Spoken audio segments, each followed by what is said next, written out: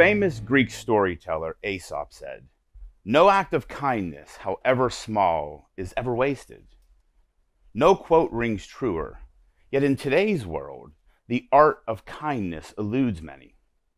Unfortunately, I realized this harsh reality on two particular occasions, both of which shook me to the core.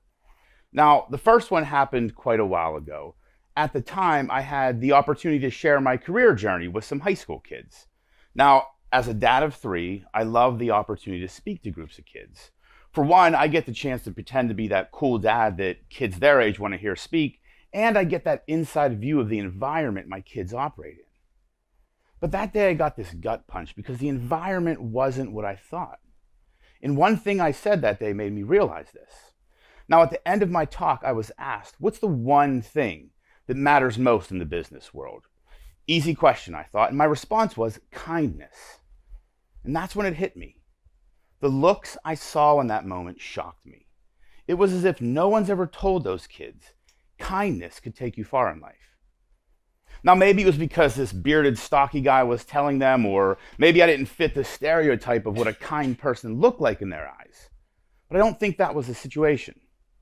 In fact, I realized that day that the generation coming up, the one my kids were in, hasn't been taught the power of kindness. Something I was taught as a kid and have understood and practiced my entire life, despite picking a career that isn't the first to come to mind when someone hears the word kindness. See, as lawyers, we're taught to be tough, hard-nosed, play-to-win type people. Being kind is frowned upon. We're not supposed to give our time away without sending someone a bill. Very rarely do you see lawyers portrayed on the big screen as the nice guy, and the ones that are always seem weak. And unfortunately, this stereotype spills over into real life, which brings me to that second occasion this harsh reality hit me. A few months back, I was helping facilitate a workshop for women leaders in the law.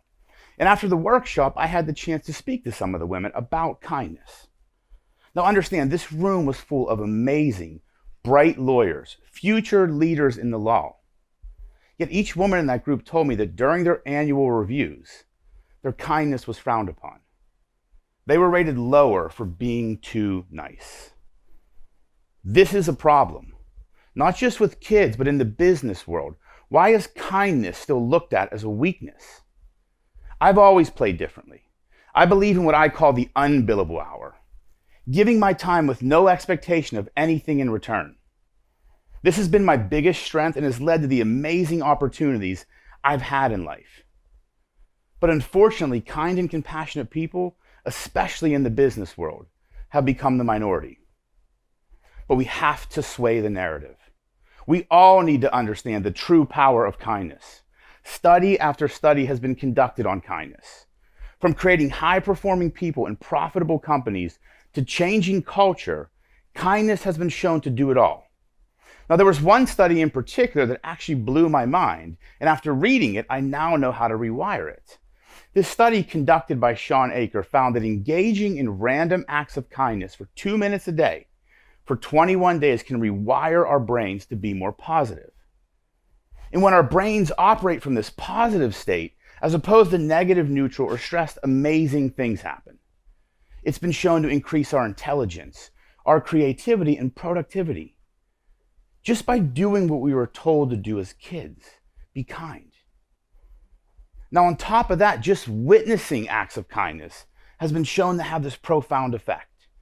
Jonathan Haidt from New York University looked at this exact thing. And what his research found is that when we witness others' compassionate acts, we experience in ourselves this heightened sense of well-being that he called elevation. And not only do we feel this, but we become more inclined to act compassionately ourselves, just by watching someone be kind. But what was more interesting is when he applied this to the workplace. He found that when leaders acted with compassion and kindness, their employees experienced this elevation. And in turn, this elevation led to more loyal and committed employees who acted more compassionately towards others in the organization for no particular reason. No expectation of anything in return. This is how we change culture. Now, as you can understand, kindness is always working in the background, either improving ourselves or infecting others. And one last set of studies actually showed the contagious nature of kindness. In these studies, participants were given $1. Then they were asked if they wanted to donate that dollar to a list of 100 charities.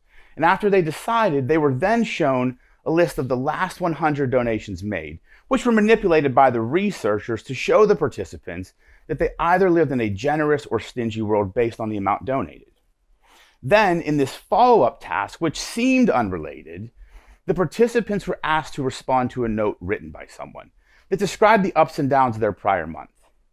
And what the study found was that the participants that observed others donating generously wrote kinder, more supportive notes back, suggesting that the kindness they witnessed infected them, creating kinder behavior. Now, this is an infection we should all want to catch and spread. Kindness is a powerful catalyst and tool. It's the key to individual high performance, bigger bottom lines for companies, and the way we can change culture of any organization. A weakness it is not. But how do we use this powerful tool to affect change in ourselves, our companies, or within others? When we live in this world where we're constantly pulled in a million directions, what can we do? It's simple.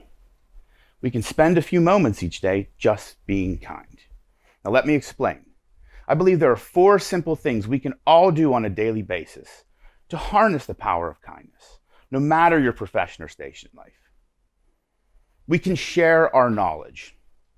We all have expertise or information we can share to help others. And when you have the opportunity, give it away. We can use our influence. We all have some level of influence, be it in our professional life, our social circles, or within our families. When someone can benefit from it, use it. We can open our networks. We all have a network, be it large or small. And when someone feels the need to belong, let them in. And last, we can simply devote our time. In the end, time is the most precious resource we have. Just by giving someone your time can change their life. We all have that need to feel heard and appreciated. And when you give someone your time, your most precious resource, we do just that. Now, despite picking a career governed by the 6-minute increment and sending someone a bill while I'm thinking in the shower, I've always chosen to give my time with zero expectation of anything in return. Doing so has paid dividends I'm still receiving. So I ask all of you to spend some time each day, however much you can, to just be kind. As I said before, it's always working in the background. Each one of you here possess these things: knowledge, influence, a network, or a few moments each day to devote to someone with no expectation of anything in return.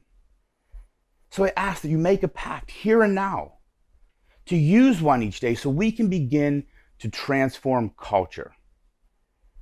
Remember, a moment spent being kind is never wasted. So in your world, my world, and the world at large, let's be the catalyst of change, to sway the narrative from kindness being a virus of weakness to a symbol of greatness. Thank you.